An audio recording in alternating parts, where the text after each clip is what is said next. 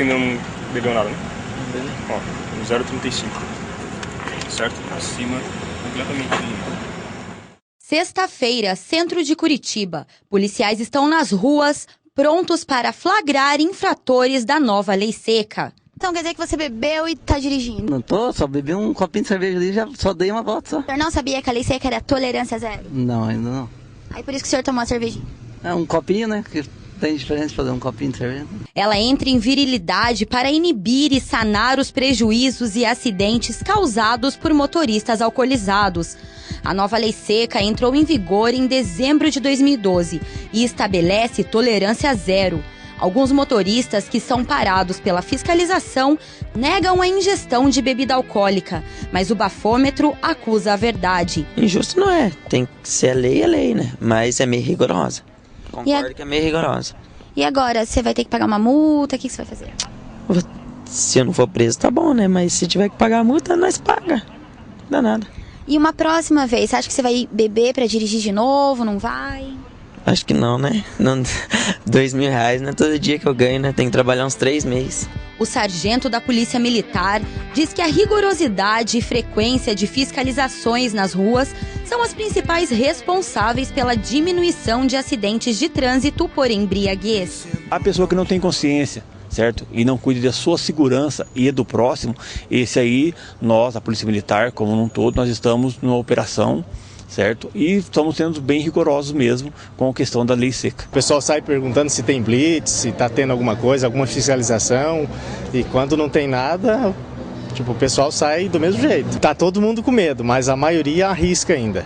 As consequências dessa ação penal vão além de uma multa ou de um boletim de ocorrência. O infrator não pode sair do estado e nem do país sem a autorização do juiz. Implica também na solicitação de requerimentos. Um estudante de direito, por exemplo, após se formar e estar preparado para o exame da ordem, fica impedido de realizar o registro. Saber que dirigir e beber, misturar, enfim, bebida e volante é perigoso, todo mundo sabe. Todo mundo, inclusive, tem um discurso muito interessante. Sabe que é perigoso, sabe que pode se envolver em uma colisão, em um atropelamento, um acidente até com morte.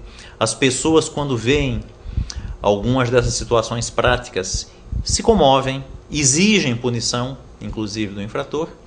Então, existe essa tomada de consciência. O próprio fabricante de bebida, hoje em dia, cerveja, vodka, uísque, enfim, ele quando anuncia o produto, ele bota lá, se for dirigir, não beba. Para quem gosta, é muito gostoso você tomar uma caipirinha, uma cerveja, uma taça de vinho, 2, 3, não tem problema nenhum. Só não dirija depois de fazer isso. Então, é o que nós precisamos. Transformar esse nosso discurso e essa nossa consciência em ações práticas para a segurança pública. O atual medo de alguns motoristas é ser flagrado pela fiscalização. O que eles não lembram no momento de infringir a lei é que uma multa ou a restrição da liberdade pode ser uma perda menor. Quem dirige sob o efeito de álcool está sujeito a sofrer acidentes que podem causar sequelas irreversíveis e muitas vezes fatais. Ambos entram ali no hospital, né? Porque geralmente o causador e no caso o agredido, né? Que não tem nada a ver com a história e acaba tendo que pagar por uma infração do outro, né? O ex-deputado Fernando Ribas Carli Filho provocou uma colisão que matou 2 jovens, Gilmar Rafael Souza Iared e Carlos Murilo de Almeida. A mãe de Rafael Iared recebeu nossa equipe e falou sobre as expectativas no tribunal do júri. Há mais de 4 anos, Cristiane Iared luta por justiça.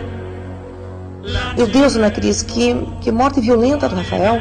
A cabeça dele ser encontrada a 40 metros do carro. E aquilo realmente me desestruturou. Naquela madrugada, o ex-deputado bebia 4 garrafas de bebida. Havia muita cocaína. Quando você não educa o teu filho acaba matando o meu filho. Eu não quero matar ninguém. Eu só bebi 4 garrafas de vinho, cheirei lá um tanto de cocaína e vou pegar o meu carro a mais de 200 km por hora, porque 170 e pouco que a perícia falou foi quando ele parou. Como diz o deputado, eu estava na preferencial. Preferencial quando você está bêbado? Preferencial quando você está drogado? Quando tudo aconteceu, realmente parecia um pesadelo, né?